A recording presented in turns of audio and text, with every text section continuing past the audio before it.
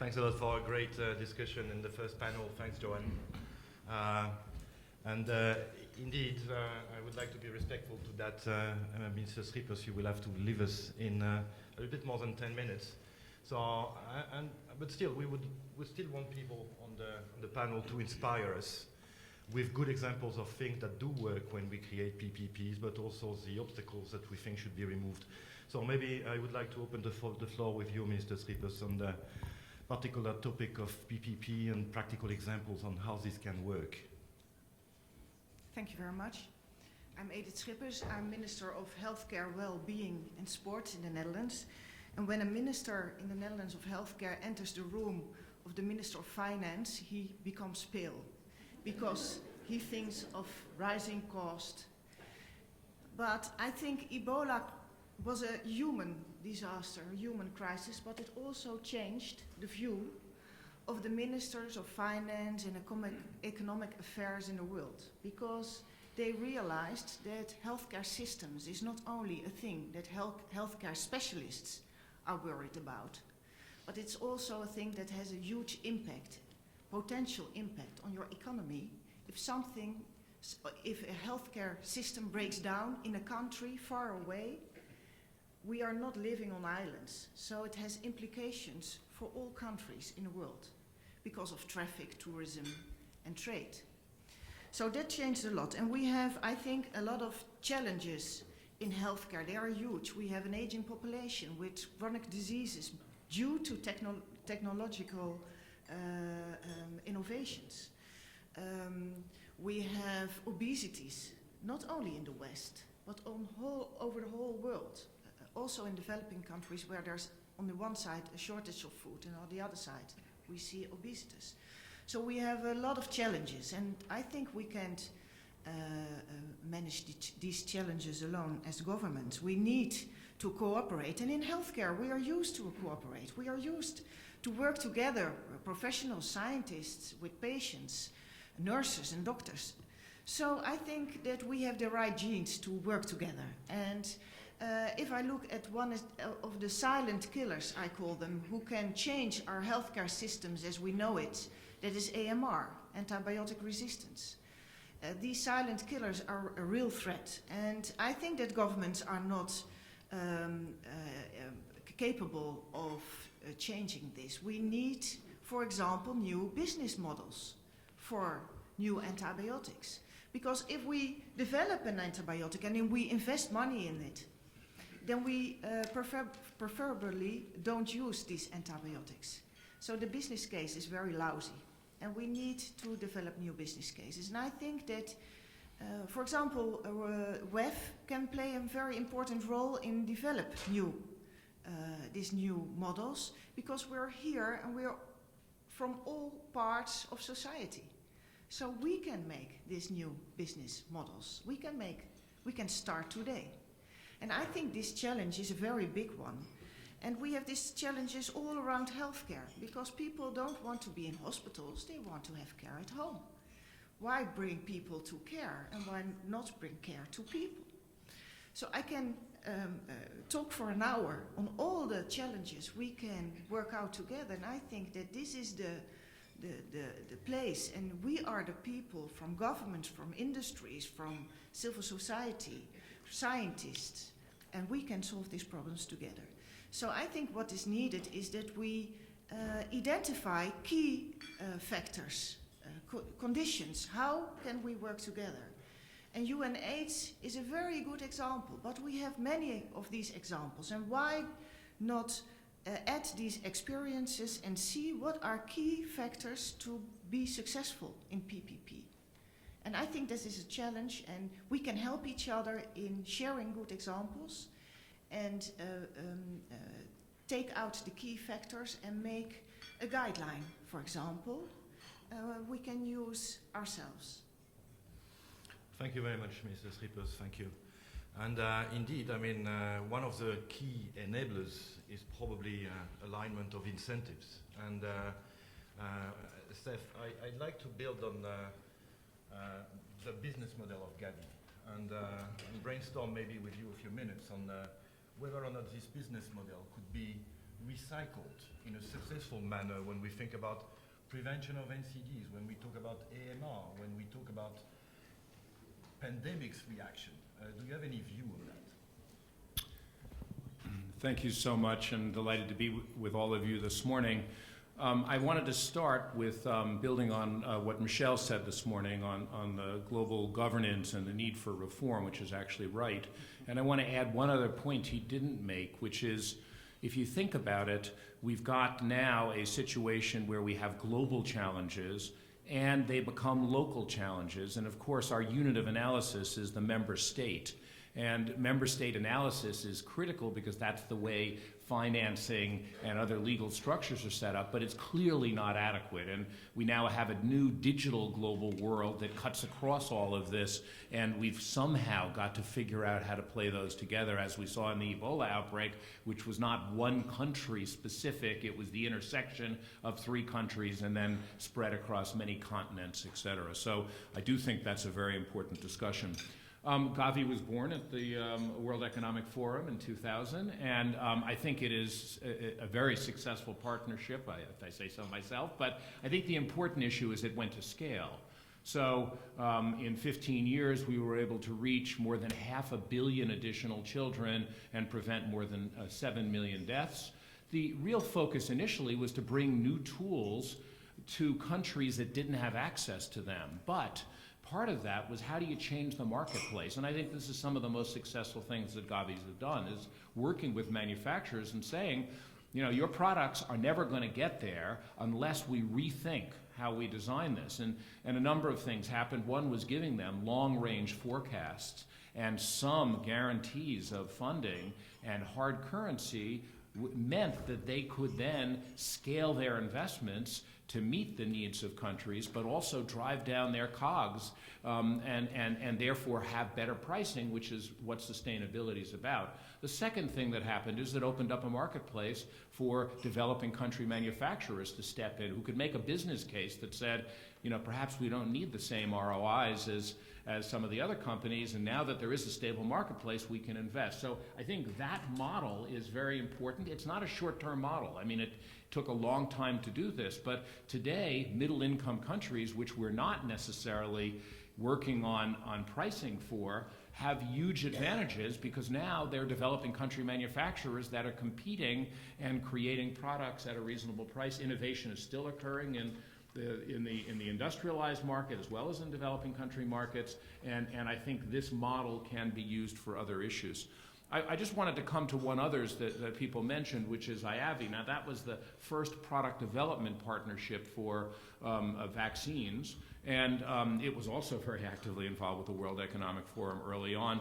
And it brought together academia, biotech, and large industries working together, and it also built capacity, though, in developing countries. And this is a critical point. We were able to do 25 vaccine trials in Africa, in Asia, and in many of those countries the first time, sophisticated laboratory techniques.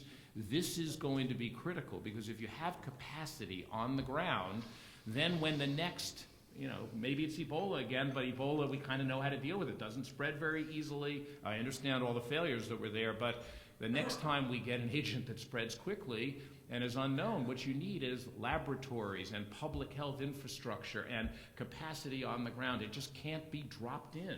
I think that's what we've learned. It also needs to be community engagement, where you end up having communities that will help make sure there's trust between whatever international response and domestic response is there and the community's practices. Because at the end, you know, the Ebola crisis was really about people not knowing how to deal with Ebola, and then about the cultural issues that were there, and those aren't so easily resolved externally. So I think there are real lessons that can be learned. The antimicrobial resistance is a critical one. We've already heard from the Minister of the Netherlands, this is a complete market failure.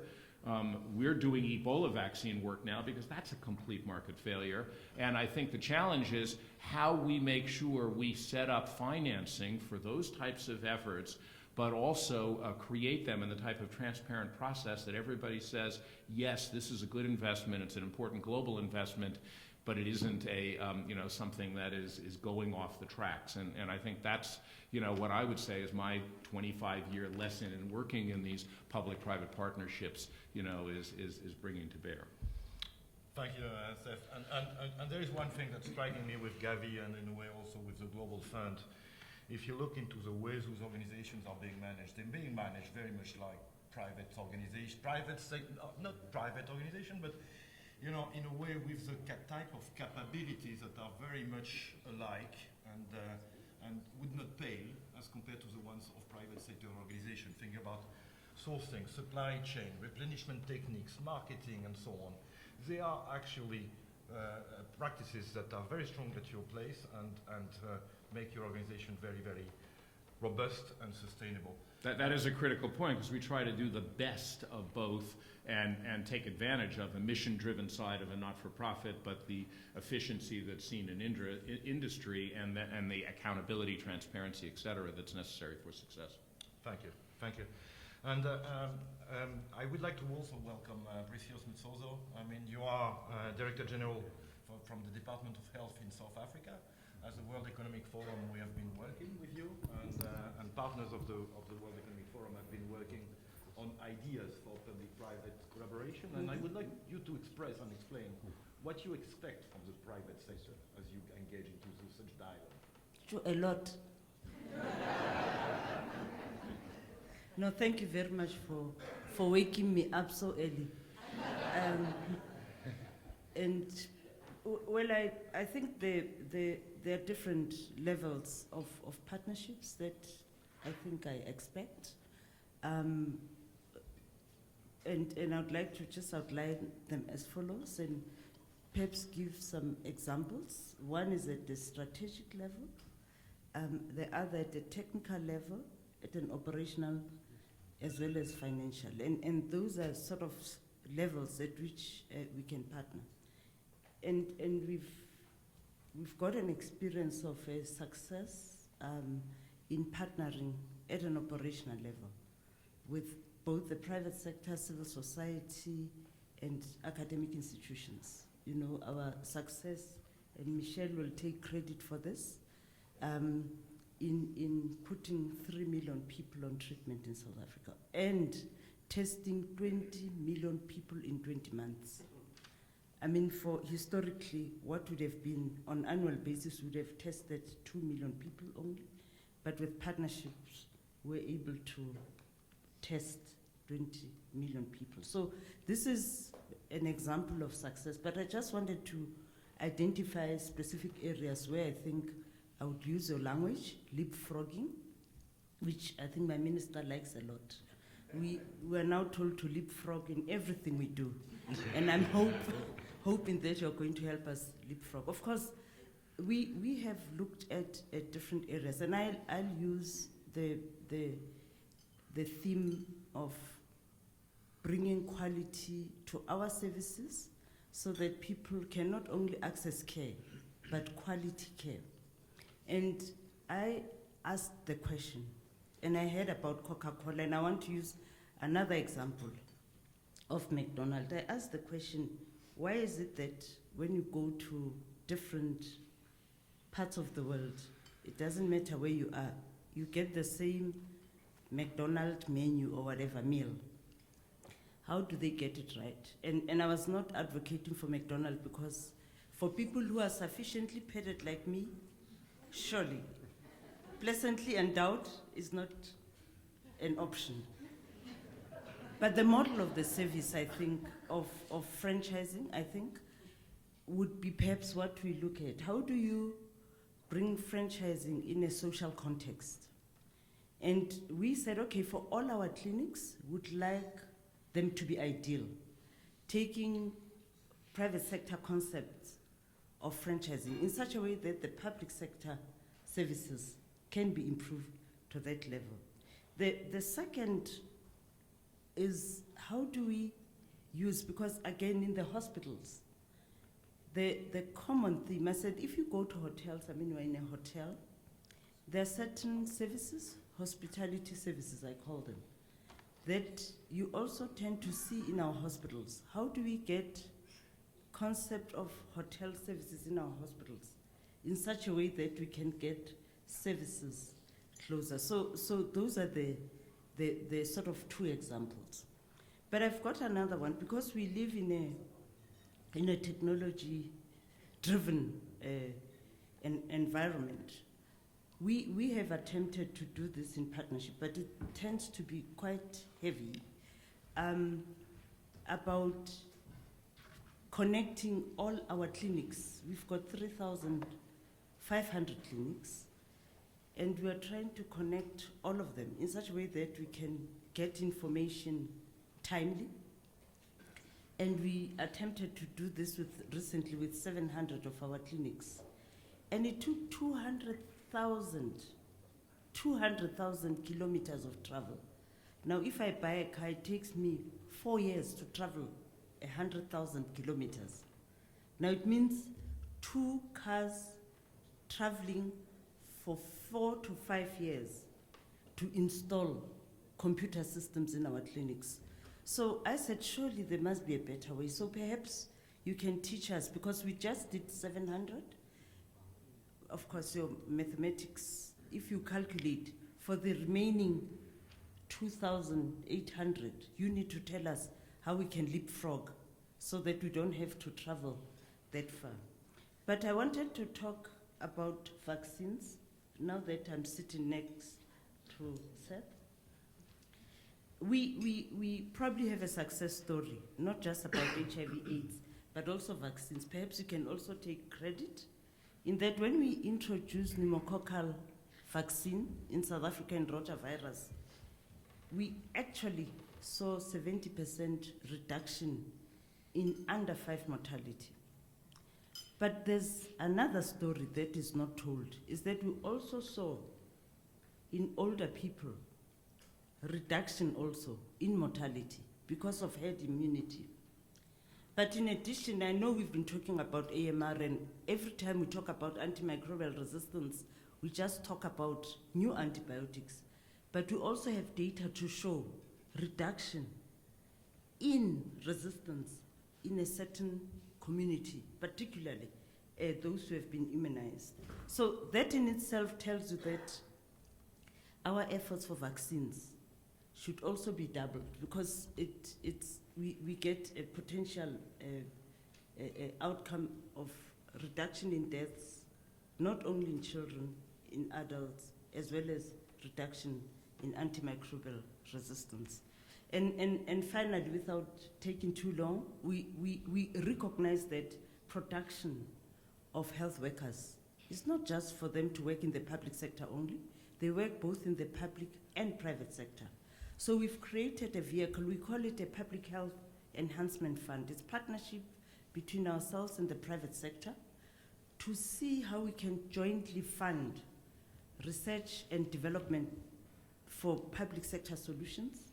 Secondly, to produce the health workers that can work both in the public and private sector. And thirdly, well, we're told the private hospitals are managed better, to see whether we can produce the same type of manager in hospitals who can be able to work both in the public and private sector. So we've just started that project, and also to pay for institutions to train them to do their PhDs. So it's at different levels. Thank you very much, Mrs. Director General. I mean, your government exemplifies the fact that public working with private is not a crime, to use the words of Michel before. So I'd like to thank you for that, and you be ensured of the commitment of the World Economic Forum and the partners to continue working with you in South Africa. Moving on to a tricky question, Kawa. And Kawa, you are working with Abraj. You are representing a fairly large investment fund. And obviously, when we talk about public and private, from the private standpoint, that's not philanthropy. You're looking into a return, you're looking into a business model that's going to ultimately create value. And is this something you find is possible as you look into healthcare systems in emerging economies, which I think would be the focus of your investments? And but maybe tell us a little bit more about what you're doing at this point in time. Sure, thank you.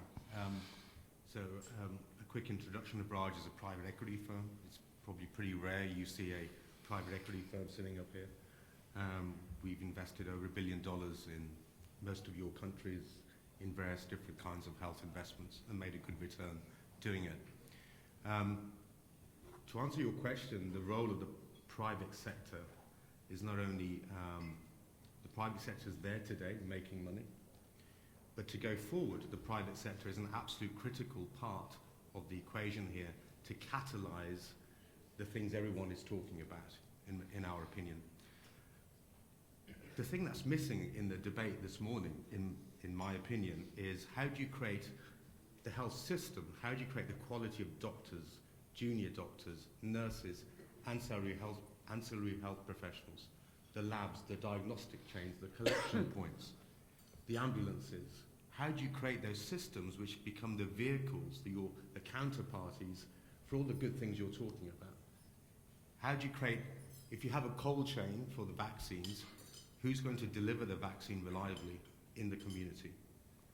So we are not going to create the National Health Service systems for all the countries in this room today, but we can certainly catalyze good health businesses at the price points and quality that can be the counterparty for some of the issues you're talking about. So the way we've configured our new fund is that it's a long fund. It's a 14-year fund where we go into certain cities, because that's where the bulk of disease and health professionals are today, and we take a majority position in a decent hospital or asset which has the ethos and the quality that we feel is right. And then we literally put a 10-year plan around expanding that, using hub and spoke, task shifting, to get to the price points and the quality that is needed for the low middle income population. It's only that way, I can give you lots of examples of the companies we're working with, where we have, right now, the pipeline that we have is transformative for the cities we're working with. If we can get that right, we'll create good health and good business. Because what we can't do overnight is create 10,000 cardiologists or nephrologists or obstetricians, but what we can do is create hub and spoke models that work in other parts of the world to really accelerate the development and the delivery of healthcare. And I totally believe we can do that in a profitable way that creates great business. And to stay on mandate, we have created an impact committee that makes sure we stay on mandate. And the impact committee is headed by Sir David Nicholson, includes Dean Julio Frank. So we're not going to suddenly take money and build big ivory towers for the few people who can afford them. We're going to create low middle income businesses, and we're starting by buying those kind of businesses and spreading them into the cities we're talking about. And then at the back end or the front end, however you define that, we'll create, with partners, who some of them are in this room, the Japigos, the BRACs, the PSIs, whoever, an army of trained health workers that we will help accredit, and that will allow healthcare to get to those who can't afford to come into our systems, or to create a vehicle, a funding vehicle for those people to be referred into systems that either we are involved in or that we accredit. This is not a referral route into our businesses. This is a way for us to accredit really good health businesses in our environment. And in our impact committee, a key metric will be that we will not crowd out the public sector. So if there's a handful of obstetricians and we're building mother and child and midwife-led units, we have to work in collaboration with the public system to upskill junior doctors, to upskill midwives, to allow us to share the scarce resource that there is. To get all that done, you need a long fund. You need to bring the skills to these markets, which is why we have hired a bunch of people who know how to build and run hospitals in low middle income places. We've hired clinicians. We've hired people who know how to task shift. So we've put all these people into our fund today, and we are right now building a pipeline of buying businesses. It's a $1 billion fund, cornerstone by Bill Gates and ourselves. But that is the only way we think we can create low middle income, good quality businesses that will be the counterparty for you, where trained health workers can refer people into good businesses. And I hope we'll also create good money and good returns. So how can you work? There's lots of ways the public sector can work with us, and there are lots of ways pools of money can come into the fund and create returnable pools of money that can go and accelerate the impact by creating more trained health workers or more midwife-led units or what have you. So we're trying to innovate the whole piece from the trained health worker program to a low middle income quality health offering. It's very ambitious, but I think we can do it. And there's lots of examples around the world where it's happening already. Our job is bring those examples to these markets. Thank you very much, Kawa. Very inspiring. On a personal note, we know each other for a little while now. I know you joined Abraj for personal reasons also, and because the vision you have that as you bring your professionalism to Abraj, you can actually make a small difference in this world. So thank you very much for what you're doing. I think we will certainly at this point in time move on into breakout tables. I'm not going to go into introduction of the speakers because we want to catch up with time. We'll ask the speakers to report back to the room. I mean, think about the most promising innovation in healthcare. You are being assembled by theme. Think about how public and private can work together. Think about the obstacles, think about solutions, and please report back on ideally actions. And I hope you understood from this panel and the one before that we can be very tangible, very concrete. What Kawa was mentioning was very concrete. What Seth and Gavi have been doing is very concrete. What the South African government is asking from partners is very concrete, and what has been done in the Netherlands as well. So be as concrete as you can, and we will ask you to report back before the wrap-up. Thank you.